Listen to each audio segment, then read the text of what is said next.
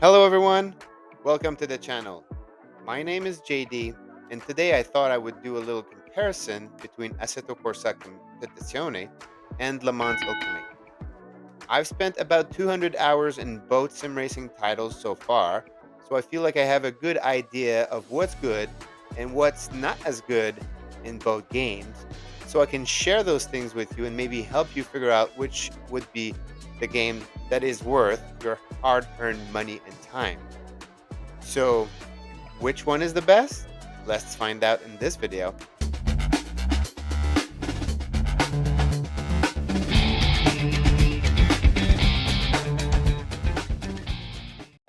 All right. So, let's start with looking at the visuals for both games. So, Assetto Corsa Competizione is a very visually flashy game. The graphics look great, the colors are popping up, it's full of textures everywhere, pretty detailed, and you know it does look great as a sim racing game. It's probably one of the best looking out there. Like if you compare it to iRacing and things like that, you're often going to see people thinking that ACC has a better looking visuals. That's for sure. However, they are so flashy that they can feel a little unnatural at times. So, depending on your preference, you might not like this as much. So, my score for the visuals for ACC is a 4 out of 5. Now, Le Mans Ultimate is a little less flashy. Let's say that the colors look kind of bland to me. The reflections, the shadows are not as good looking. Don't get me wrong, the game doesn't look bad in any way, shape, or form, but it doesn't look as good, I find. It's very serviceable. The game looks like a AAA, sim racing title. It doesn't look bad, but I don't feel like it's that great. So for me, the visuals for Le Mans Ultimate, could use a little bit of work. So they get a score of only 3 out of 5. Now, I would like to point out that both games are pretty well optimized. I am able to get around 130 frames per second, and my computer is not the best out there. I have a 3080 Ti, so it's certainly not the strongest. It's not bad by any means, but I get decent frame rate, which makes everything very smooth. Next topic would be sound. So, ACC's sound is quite impressive. It is really good. I'm not going to say it's bad, but it does, again, kind of like the visuals, sound a little bit overdone.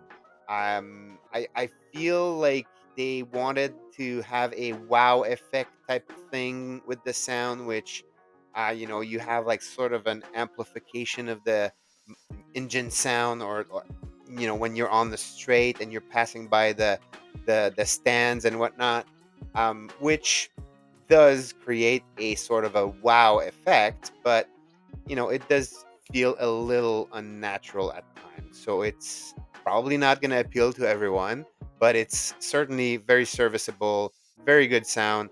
You do have some details of little rocks touching the cars, and some cockpit things moving around, and it's very detailed. So it's very good sound feature for ACC, and I'm giving it a 4 out of 5.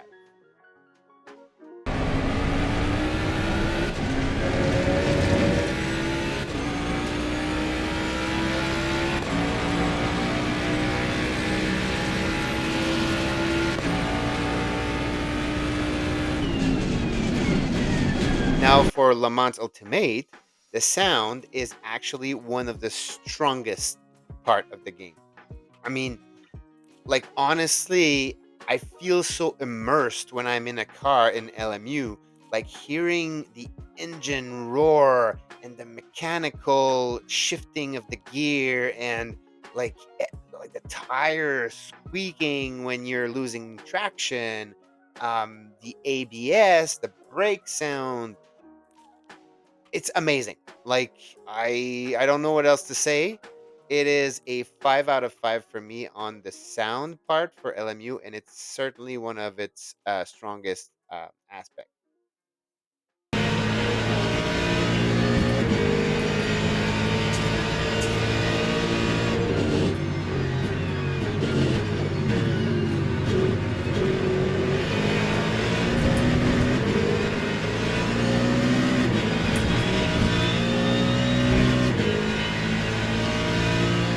Now let's look at the content both game has to offer. ACC is a game that is based on the GT World Challenge Series. So it is very focused on GT cars. It has all the GT3s you can think of from 2018 to 2024, I believe, that were part of that series. And you have the GT2 cars and the GT3 cars. So, little variations of type of classes and cars that you can race in ACC, but it is very focused to that kind of car. Um, there is about 24 tracks if you factor in all the DLC. So it has a good list of tracks. So that's definitely a positive in terms of the content the game has to offer. So that's very appealing from that perspective. ACC is also a game that is focused on the competitive aspect of online racing. It does have some offline modes that it offers, like you can do practice, you can do races. There's also a career mode, but it's pretty bare bone. You're not gonna find the type of career mode that you can find in games like F1 or Gran Turismo or something like that. It's not in depth as much, but you can definitely, you know, have fun with offline racing in ACC. The AI, however, is probably not the strongest out there. They don't fight much. They don't defend much. So the AI is pretty lackluster in ACC. So that's definitely one thing that is not going to be as appealing. Um, the game's online aspect is not super well integrated in the game, so you do have to use a third party platform called Low Fuel Motorsport to support the ranked online racing. So even though that game has a focus on the competitive online racing, it doesn't really support it well from the game itself. You do have to register to a third party platform and get your license there and race there. However, it's really, really well integrated, and it works super well from that perspective. So I'm giving Assetto Corsa Competizione a 3 out of 5 in terms of content. Now let's look at LMU. LMU, on the other hand, is focused on the WEC, which is the World Endurance Championship, that incorporates GT3 cars, hypercars, and prototype cars. So you really have three different classes of cars that drive very differently, and it can provide a good, you know, variety of experiences from that perspective. So that's definitely a plus for the content that LMU has to offer. Um, there's quite a lot of those different cars. There's, I think, ten of each. So really, you're not going to get bored in always using the same type of cars in LMU. However, on the track side of things, it only has 10 tracks currently, with one coming up in the next DLC. So it'll have a track list of 11 tracks, which is not bad, but it's probably not the best out there. So you might get to a point where you will get bored to always doing all the same tracks, but they do offer different track layouts of these tracks. So in total, when you factor those in, they do provide a good, you know, changes of pace when you change those tracks layouts. So it's definitely something that you can add, and it does add to the variety of content that you have in the game. But hopefully, in the future, as this game develops, it will have more tracks added to it. But that will remain to be seen. So I'm giving LMU 3 out of 5 star in terms of content as well. Next, let's look at the gameplay. Assetto Corsa Competizione has pretty good gameplay physics, I find. You definitely feel like you are racing in a sim racing title. It really feels like it is, meant to be immersive, to be, very challenging in terms of how the cars handle and whatnot. But I feel like it's a little less hardcore, I should say, in terms of sim racing. It might be on the easier side of things, based on a few things like how the braking is handled, how the ABS and traction control metas are working, and all these kind of things. You can really, you know abuse the different traction controls and ABS settings so that you gain lap time, which is a bit unrealistic to a certain extent. The game allows you to brake to 100%, and then just literally like trail break after that, which is, from what I understand, in sim racing titles, this is not super realistic, and can be a complaint a lot of players have about how ACC handles. But in general, it's a very very good sim racing title in terms of physics. The force feedback, I feel, sometimes can be a little lacking. I often felt like, I lost control of the car or lost traction and didn't feel anything that kind of warned me I was getting to that limit of the car. So I find the force feedback is probably not the best out there, but it still works. You can feel the cars, weight, load, shifting, and things like that, but it's just not the best. So ACC for me, in terms of physics and whatnot, doesn't get the best score. It gets a 4 out of 5. Now, with regards to LMU, I feel like this game probably has the best physics that I've seen so far. Um, there's very few complaints that I've heard, from top sim racers.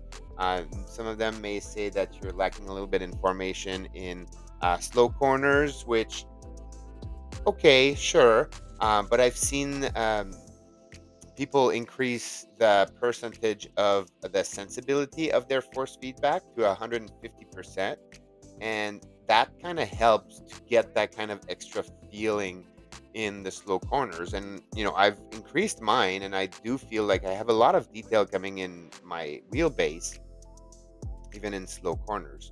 So it's really good in terms of force feedback. Like, you get a ton of information. I feel like I know when I'm about to lose control or lose traction. I mean, I know where the limit of the car is, things like that. So definitely the force feedback is certainly one of the best out there.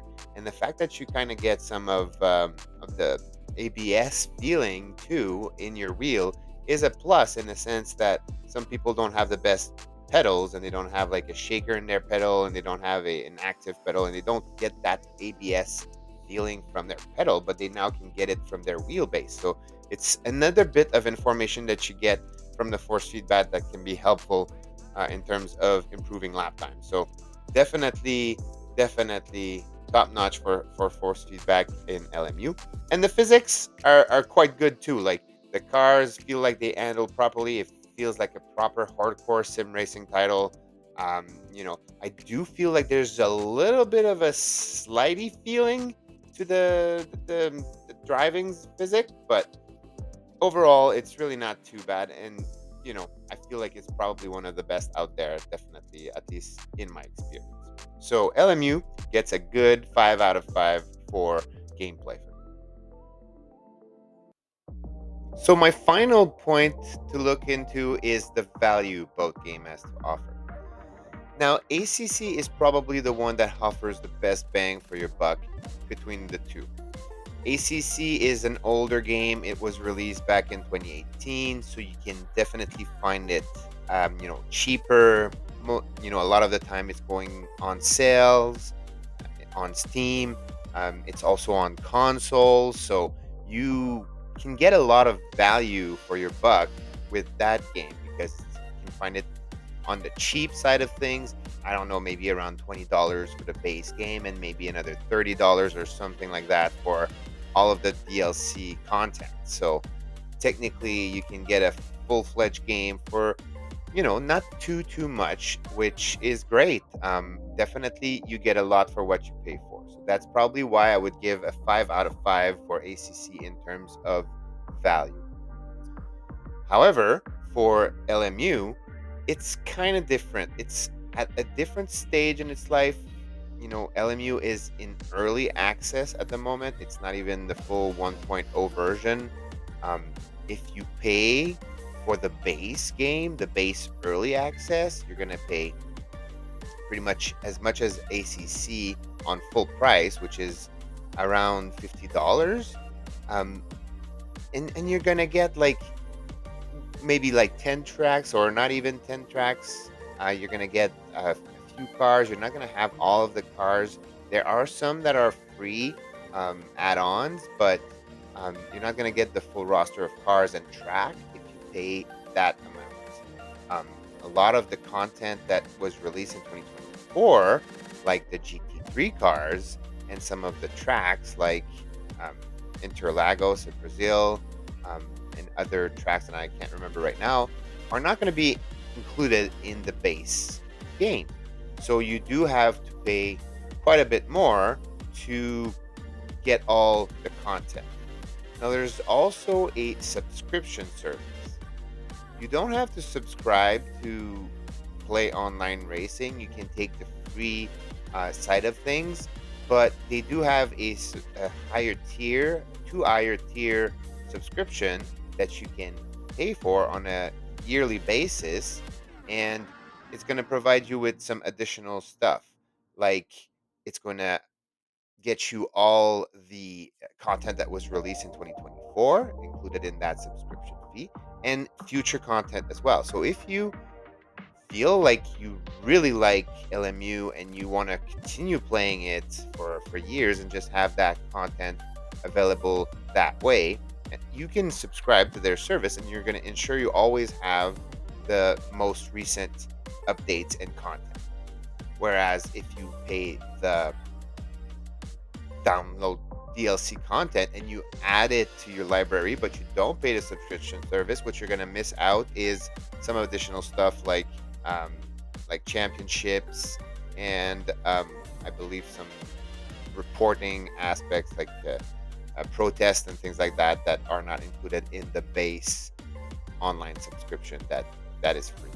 So so yeah, it's an interesting monetization aspect, but when you look at the grand scheme of things, iRacing is way more expensive in the sense that you do have a subscription on top of paying for all the content. Whereas here, you kind of get to decide whether you prefer to pay the subscription to get all the content or you pay the game, but you don't get all the what the subscription service offers you. So it's really like it's for you to decide. So it's kind of good that they kind of give you the option. So yeah. So in terms of value, I don't feel LMU provides the same value just yet because of sort of a lackluster content. Like once they add more tracks and more cars and whatnot, it might be a more solid offer. But for now, it's not the greatest, I would say. So I'm only going to give it a 4 out of 5 because you get a little less for your money, obviously, than you get with ACC. So I had to give it a lower score. All right. So which of these two games win? Well, as you can see from the average score, they both get a 4 out of 5 star. So there's no clear winner in my opinion. They are both great games. If you are starting in your sim racing journey, they are both great choices to make. I think it's only going to come down to what is most important to you.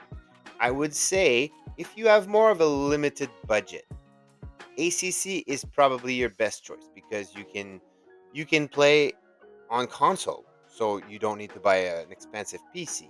You can likely find the game on sale because it's somewhat old of a game. You can find it on sale on the PSN or on sale on Steam or whatnot, and it's really going to be the cheapest experience you can get while still getting a very quality product. The game is maybe not as hardcore of a sim, with its breaking physics and whatnot. It's not necessarily going to be the hardest either. While still being very much a sim, it's not going to be the most hardcore one. So if you want to have a more hardcore, experience, then LMU is probably going to be your best choice. So if you have the budget, if you have more money, or you're willing to, you have a PC already or whatnot, and you're really looking to get that new next experience in terms of sim racing, then LMU is probably the best choice because it is at the beginning of its life cycle.